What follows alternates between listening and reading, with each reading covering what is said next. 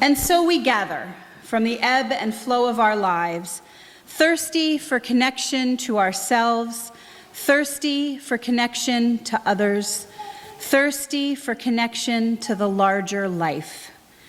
As we light this chalice, may all who gather here be filled with joy and hope, filled with compassion and love. Here, may we be filled so that we may pour ourselves out into the world. I've been living in Washington, D.C., and while there, I've been working in a mental health hospital called St. Elizabeth's Hospital. It is a maximum security mental health hospital in the southeast D.C. neighborhood of Anacostia, where the average individual in care is a 60-year-old African-American man who is committed there by the D.C. criminal court for anywhere between 3 and 5 years. There are bars on the doors when you walk in. There are cameras in every room. There are no hidden corners. I pass through 2 security checkpoints and 8 badge points under 6 cameras before I get to my office door every day. I work with serial killers and people who see themselves in need of exorcism or think they are the Queen of England or the President of the United States, FBI agents, or God, the Holy Self held in bondage.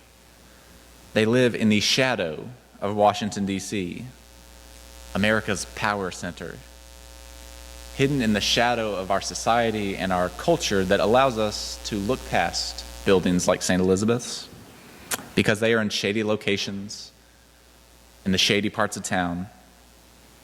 It's the last place you think to look for something that is holy and sacred, a space that is full of light.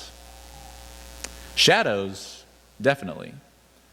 What with the visions that were in my head and maybe in our heads of places like this, from Silence of the Lambs, One Flew Over the Cuckoo's Nest, the endless Netflix specials on serial killers and true crime.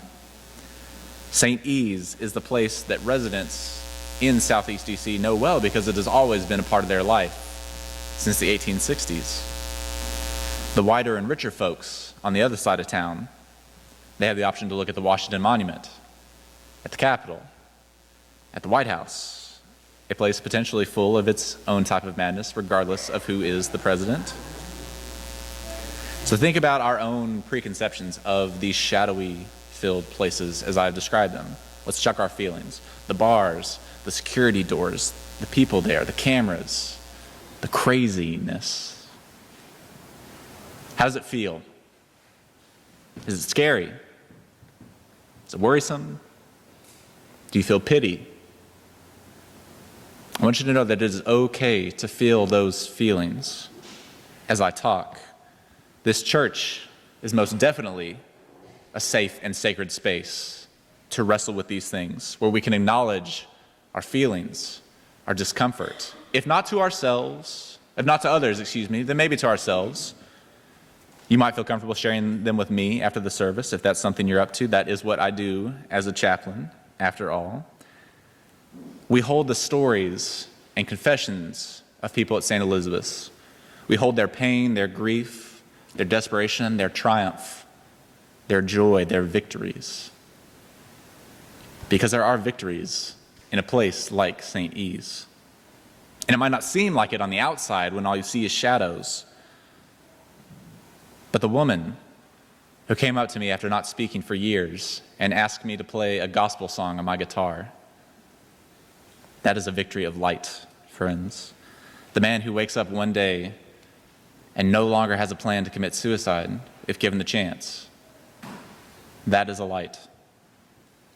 The formerly homeless person who approved their apartment for a Social Security card after living on the streets for 6 years has not shown any emotion, gives me a hug, a side hug for 2 seconds, but still a light.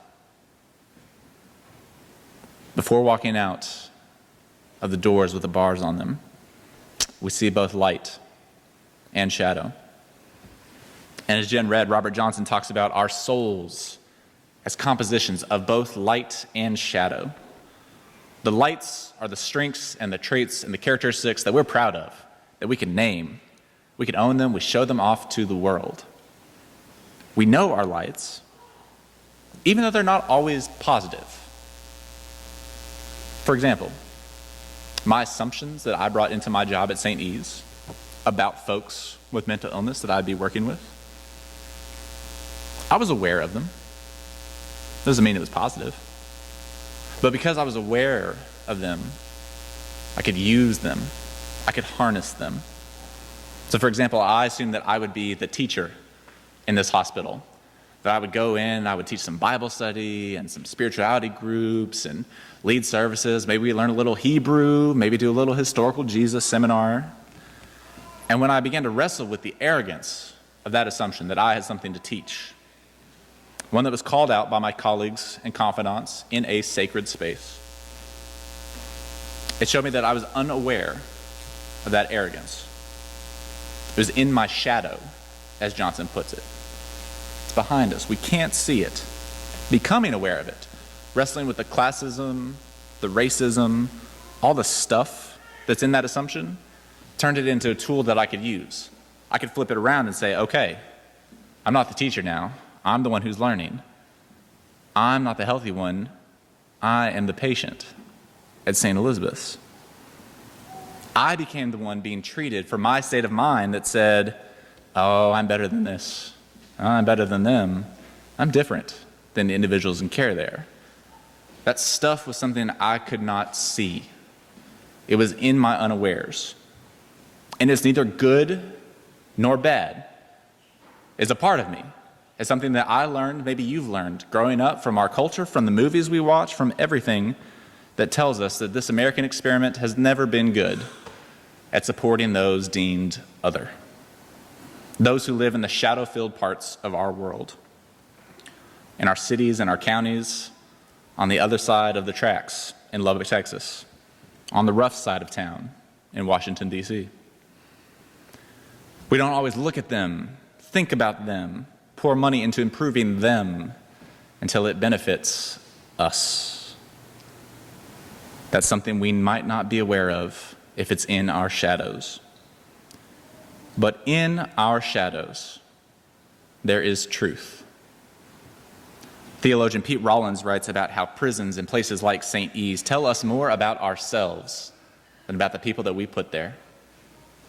The problems that we try to hide, he says, are the ones we need to address most urgently. And when the light of truth shines on our shadows and the stuff that we don't want to acknowledge, we become aware of, when someone points it out to us in a sacred space, we become aware of our stuff, that baggage. We see both our lights and our shadows, and we can use them both. That's what I want to talk about today. I don't know if anyone's familiar with Black theologian James Cone, who passed away very recently, but he was the founder of what's called Black liberation theology, and he wrote, "Indeed, our survival and liberation depend upon our recognition of the truth when it is spoken and lived by the people. If we cannot recognize the truth, then it cannot liberate us from untruth. Truth is divine action entering our lives and creating the human action of liberation." So divine truth is what we're looking for amidst our feelings and the work that is done in our faith in the name of justice and racial equity. About living our faith out loud in places like St. E's, the dark and broken places, the places that seem full of shadows where we don't have to look, maybe because we don't have to. We live in the light, and we're not aware of what is in our shadows. And like I said, that is okay. In the sacred space, I want us to be able to admit that. That is okay. It does not make you a bad person to have assumptions, biases. That is what it is to be human. That is the point of shadows. Everyone has both light and shadow in them. We literally aren't aware of our shadows because we live in the light, and it's hitting us full in the face. And you can't see what you don't know about. But if someone points it out to us, helps us to see, it is our responsibility to hear them, to trust them, and to wrestle with our shadows and with our lights. So if anyone was at GA last year in New Orleans, Brian Stevenson gave an incredible lecture, and he talked about justice work being messy and relational. He talked about how it is impossible for a faith group that does justice work without being willing to be in relationship to make it happen. He said you have to be willing to be in relationship with those deemed other, to wrestle with our shadows. He called it getting proximate to suffering, to not remove ourselves from it. So something I've learned at St. Elizabeth's is that getting proximate to someone who is suffering from poverty, from racism, from sexism, from mental illness of any kind, when you get close to that person, you cannot help but be in relationship. It's like gravity. It's biological, natural, inevitable. Just like the judgments and biases we carry around with us that we've learned growing up. It is part of being human. One of the first things you learn about being proximate to these shadowy spaces is that they will teach you more than you will teach them. Folks who live in the shadows know what it is to be stigmatized, to be other. Getting close to those who suffer, like Pete Rollins said, tells us more about ourselves than about those. The judgments and biases I have about people that are other, not just about mental illness, could be anything, gender, skin tone, class, political orientation. Hard pills to swallow sometimes, friends. It's about making me comfortable. It's about staring into the light and feeling warm and fuzzy. So they're saying that good preaching means comforting the afflicted and afflicting the comfortable. And we often can be both, right? We can be both afflicted and comfortable. But doing justice work means doing uncomfortable things, especially in the name of those who are afflicted. The road to justice, we say, the road to justice and liberation, as Cone writes, is a long, messy, uncomfortable relational process. It is just like the road to recovery from mental illness, I would ask you to think about. Whatever form that is, that's what we talk about at St. E's. We don't talk about cures because there is no cure for many mental illnesses. There is only recovery. It's not just about depression and schizophrenia. You can't think of a short-term quick fix. You can't take a shower and be cleansed of your illness. Recovery takes time. We have the same discussion about all the isms in this country, in this faith, in our shadows. You cannot take a shower and be cleansed of your racism after one session. That is not how it works. And I know that I felt that way. I was beyond such isms. I was a good liberal boy. I made it out of West Texas, left all my stuff behind. I went to seminary. I worked with poor kids. I read James Cone. I read Dr. King. I marched. I went to Black Lives Matter rallies. I saw Black Panther twice. I'm a UU. Racist, classist, sexist? No. I'm better than those folks who voted differently than me. I'm better than that. I don't have a problem. They have the problem. I'm not crazy, Chaplain. We call that paranoid narcissism. We got a lot of those at St. E's. So, here's the thing. I'm not that different. If I can admit it, I'm no different. Not just for my prejudice, my bias. I'm in recovery too, from all of my stuff that's in my shadow. I'm still wandering on my journey, and I will be forever. That's part of being human, friends. Everybody's got something. You cannot cure a mental illness like racism or classism. You can only manage it on your road to recovery. And I will forever be in recovery. I will forever be working to show the parts of me that I don't know about, that I try to hide, that prevent me from being in relationship with the other. that prevents me from seeing the truth of my lights and my shadows. This is what it is to be human, that in each and every one of us is a person with all things going on. The boy who could only cry and the girl who could only laugh. Robert Johnson talks about how we need both the light and the shadow to become full human beings. That we need to own our stuff and talk about it in safe spaces, in sacred spaces, with bravery, with courage, with joy, with triumph, with despair, with wrestling. And we need to own our stuff and talk about what's keeping us from seeing ourselves in the other, those who live in the shadowy parts of the world. That's why the image on the front is the mandorla, the circles of light and shadow overlapping. That reminds us to stay hopeful, that we all have lights and shadows, and we are all working on it. Some of us are in different places. Some of us move at different speeds.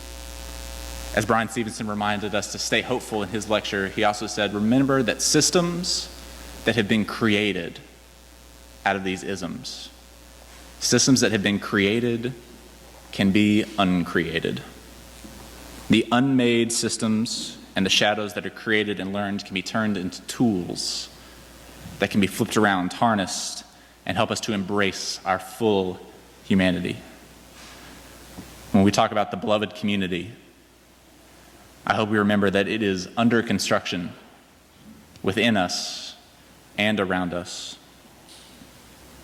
The moral arc of the universe is bent towards justice, but it is us who does the bending by doing our shadow work, because shadows are not necessarily negative. They are just a part of us.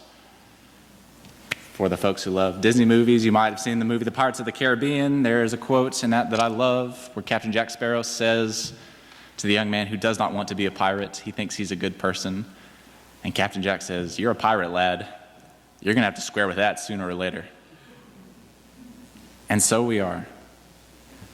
If we can find a way to bring our feelings up, to be honest, to be open, to be vulnerable, to share with one another, if we can drop the barriers that we've been taught to put up, we can embrace our shadows, our lights, our truth. We can take the two sides and overlap them. And it does not become a place of gray, as we said. It becomes the basis of hope. It becomes a place of rainbow colors. This hope, this love, this beloved community, it is hard, it is messy, it is risky, it is uncomfortable, and it is worth it. It is worth it to learn how to love ourselves so that we may love others. Because religion is about the reintegration of our schizophrenic selves. If we can learn to put it together and reach out to someone and say, hey, here in this sacred space, and we are in a sacred space, what you got? Narcissism? Yeah, I got a little of that. Racism? Yeah, Texas, got a lot of that. Sexism? Yeah, I got a little of that too. Let's work on it together. Let's work on the messiness, the places where our circles overlap. The overlap of light and shadow is not grayed, it is made rainbowed. So in the darkness of our shadows, those of our own selves and this country, there is a brilliant, hopeful light waiting to be seen by those who are looking for beloved community. As a religious people, we might say that in the heaven on earth that is the beloved community, there is light and shadow, but there is no darkness at all. And finding that light within us, and finding that light within them, and becoming from them to us, is our calling. May that be so. Amen. I just want to offer you a teaching that was offered to me by one of our individuals in care when I was complaining about going out into outside and it being nice, and all of a sudden the rain coming down and pouring upon me. I said, man, I got so wet. That was just ruined my day. One of our individuals offered, that's not what life is about. Life is not about avoiding the wet. Life is about learning to run and dance in the rain. So in this messy and uncomfortable world, may we listen to the stories of those who have experiences we cannot understand. May we not be afraid to get a little wet.